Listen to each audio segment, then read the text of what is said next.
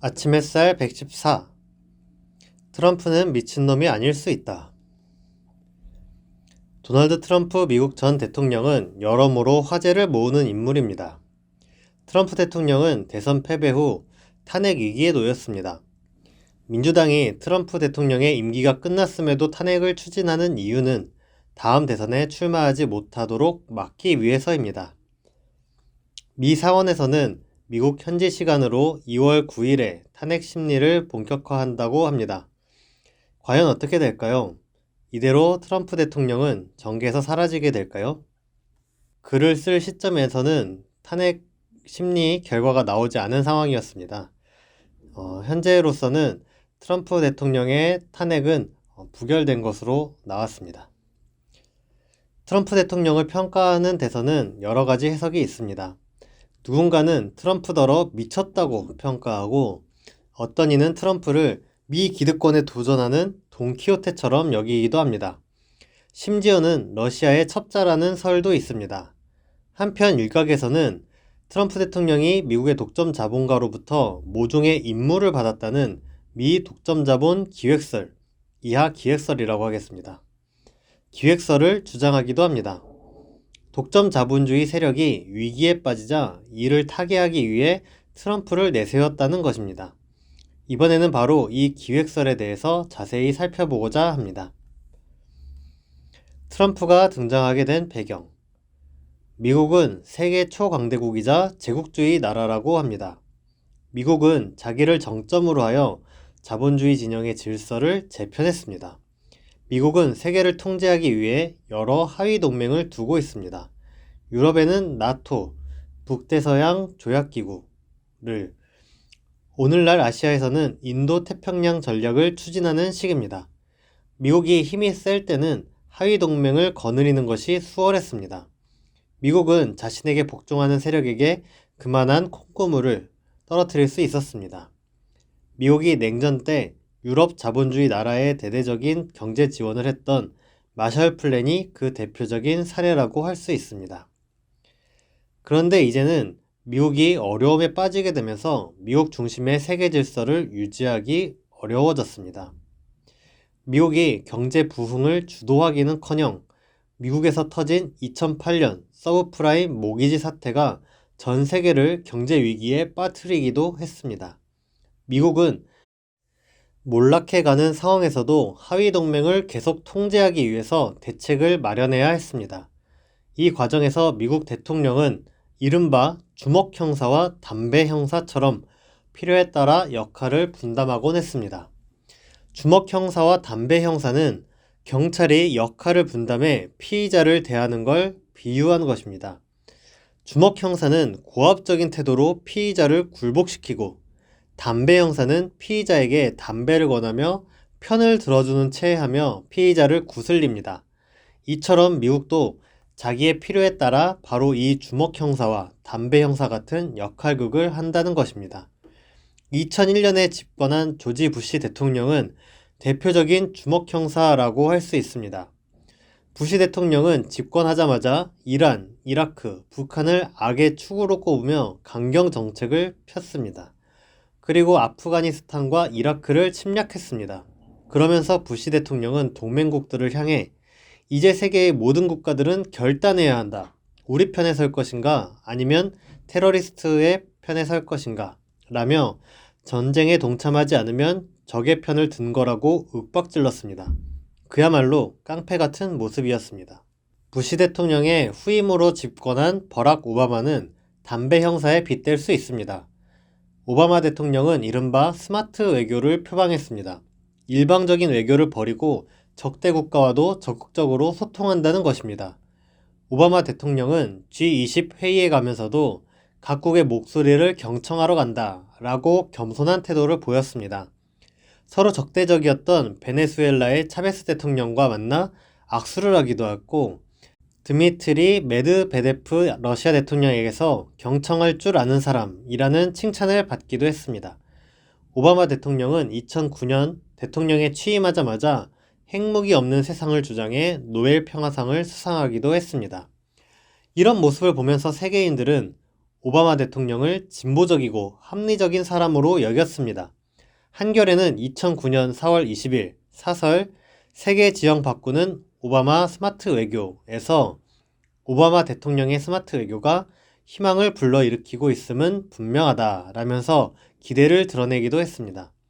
그런데 오바마 대통령은 사실 평화를 추구하는 사람은 아니었습니다. 뉴욕타임즈는 2016년 오바마 대통령이 미국 역사상 전쟁을 가장 오래 수행한 대통령이라고 꼬집었습니다.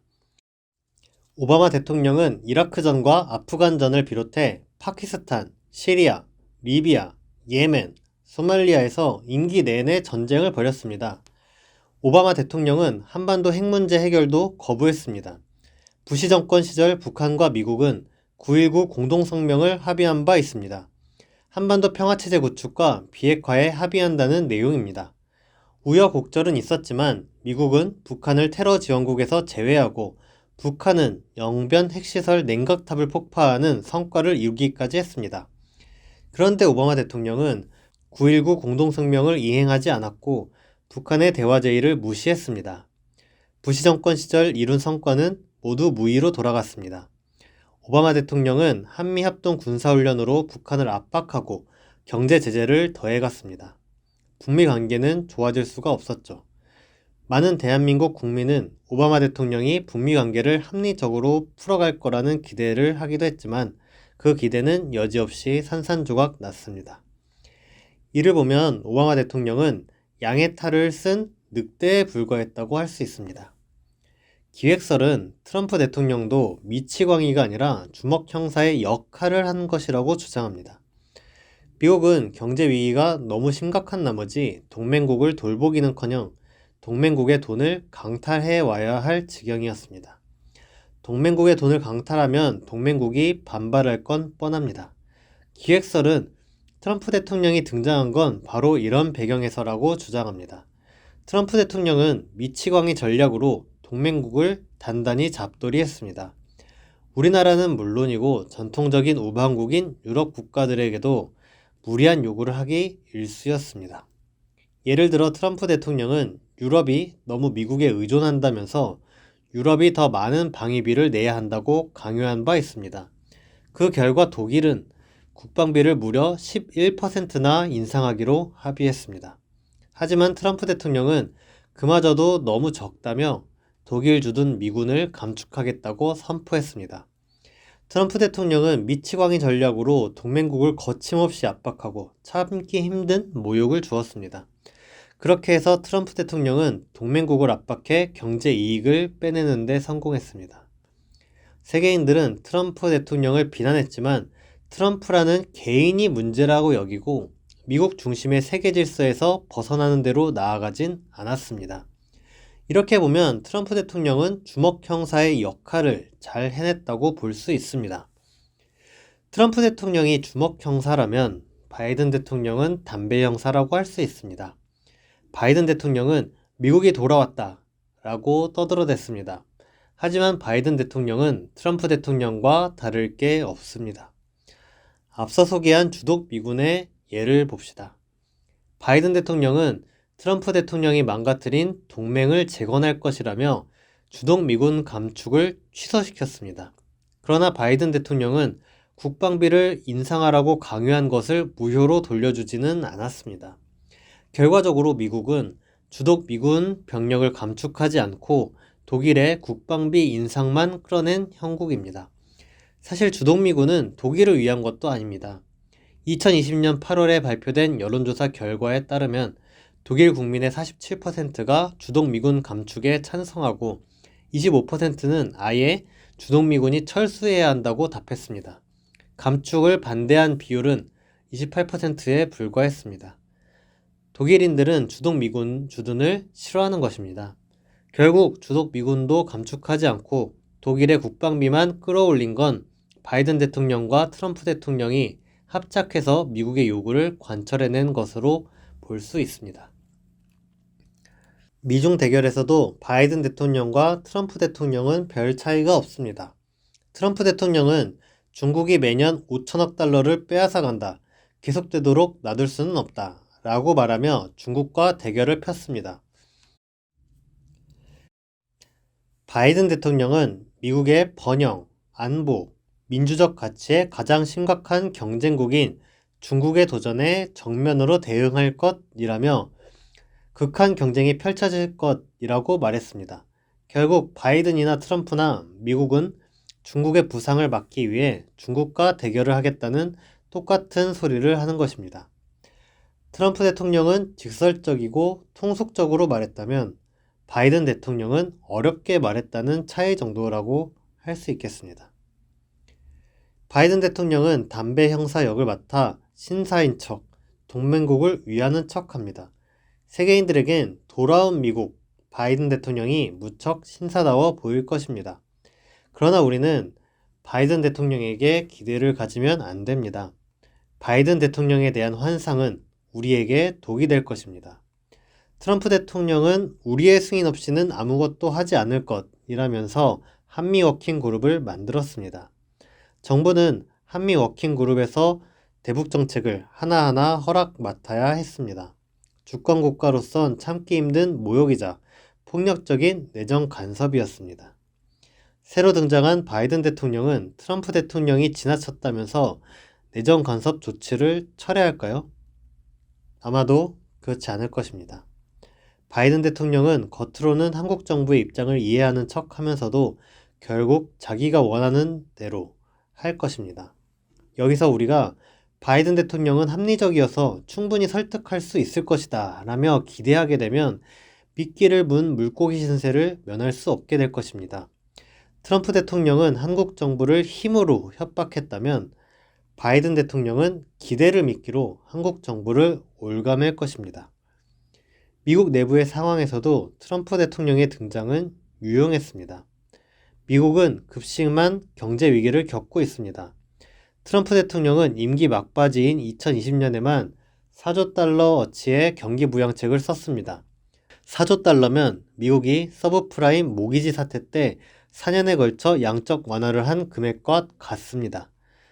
그렇게 막대한 돈을 쏟아 부었어도 2020년 미국 경제는 마이너스 성장을 면치 못한 것으로 보입니다. 미국은 빈부격차도 극심해지고 있습니다. 1970년부터 2018년까지 상위 1% 부자의 1년 수입은 약 9억 원가량 증가했는데 하위 50%의 수입은 고작 900만 원 증가하는 데 그쳤습니다. 이러니 빈부격차가 커지지 않을 도리가 없습니다. 미국 인구조사국이 조사한 바에 따르면 2018년 미국의 진위 개수는 0.485로 세계 최고 수준입니다.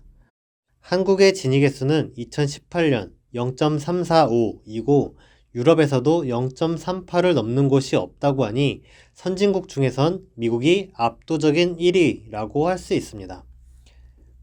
진위 개수는 소득 격차를 표현한 숫자입니다. 1에 가까울수록 불평등합니다. 미국의 독점 자본가들이 이익을 국민에게 좀 나눠주면 미국 경제에 숨통이 트이겠지만 독점 자본가는 자신의 이익을 포기할 생각이 없습니다. 그 결과 미국인들은 독점 자본가에 대한 분노가 싹트게 되었고 사회주의에 대한 지향이 자라났습니다.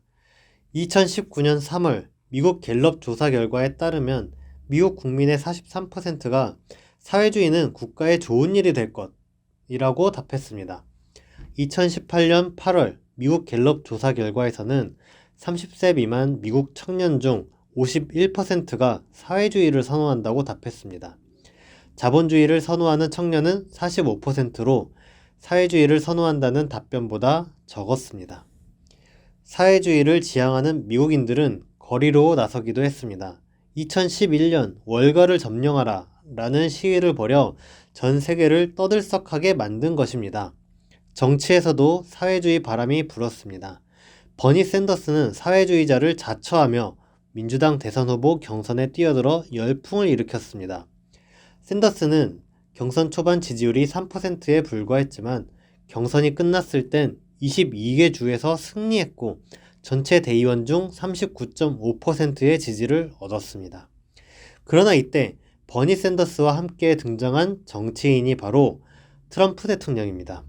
트럼프 대통령은 기성 정치에 불만을 갖고 사회주의를 지향하던 미국인들을 사회주의 대신 극우로 이끌었습니다. 트럼프 대통령이 등장하자 진보적인 미국인들은 사회주의로 나아가지 못하고 극우를 반대하기 위해 기성 정치권을 지지하게 되었습니다. 그 결과 미국 사회엔 극우 열풍이 불고 사회주의의 움직임은 자취를 감추었습니다. 트럼프 대통령이 자기 역할을 완수한 것입니다. 미국은 대내외에서 독점 자본주의, 제국주의 한계를 맞닥뜨리고 있었습니다. 미국은 자신의 본질적인 문제에서 비롯된 문제를 모두 트럼프 대통령이 미치광이었기 때문에 일어난 일인 것처럼 책임을 돌렸습니다. 트럼프 대통령을 책임 전가용으로 활용한 것입니다. 전망. 그러나 이런 역할극으로 위기를 모면하기엔 미국의 위기는 녹록치 않습니다. 미국의 몰락은 시간 문제가 되고 있습니다. 바이든 대통령의 실패는 불보듯 뻔합니다. 벼랑 끝에 몰린 바이든 대통령은 동맹을 위하는 미국의 참모습으로 돌아왔다고는 하지만 결국 살기 위해 동맹국을 더욱 압박하게 될 것입니다. 미국은 경제 회생을 위해선 다른 나라를 침략해 이익을 강탈해 오곤 했는데 지금은 미국 뜻대로 상황이 굴러가고 있지 않기 때문입니다. 미국은 일단 반대 세력을 제압하지 못하고 있습니다. 가장 먼저 북한을 봅시다. 북한은 미국과 70년간 전쟁 중인 유일한 나라이며 가장 치열하게 대결하고 있는 국가입니다. 북미 대결은 군사 대결, 체제 대결의 성격을 띱니다. 그래서 미국에게 북한과의 관계는 그 어떤 다른 나라와의 관계와는 다른 중요한 의미를 갖습니다. 그런데 이제 미국은 북한을 제압하기보다 역으로 북한에 제압당할지도 모른다고 우려해야 하는 상황에 놓였습니다. 미국은 북한을 군사력으로 제압하기란 사실상 불가능해졌고 경제 제재로도 북한을 굴복시키지 못하고 있습니다. 미국은 북한을 공격하고 싶어도 더는 할 수 있는 게 없습니다. 반면 북한이 미국을 상대로 군사행동을 한다면 미국은 이에 맞설 방법이 없습니다. 미국은 중국과 대결을 하고 있지만 역시 승산이 적어 보입니다. 중국은 미국의 제재와 코로나19 사태 속에서도 2020년 2분기에 3.2%의 경제 성장률을 기록했습니다. 같은 시기 미국의 경제 성장률은 마이너스 32.9%, 영국과 인도는 마이너스 20%대 성장률을 기록한 바 있습니다. 뉴욕타임즈는 관세 폭탄과 코로나19라는 악재도 중국의 약진을 멈추게 할 수 없었다고 평했습니다. 국제통화기금과 한국은행은 2021년 중국의 경제 성장률을 8.2%로 예상했습니다. 중국은 9년 만에 최고 경제 성장률을 달성할 것으로 예상됩니다. 미국은 러시아와도 대결하고 있습니다. 미러 대결의 기본은 군사 대결입니다. 미국과 러시아는 2018년 시리아에서 대리전쟁을 치른 바 있습니다.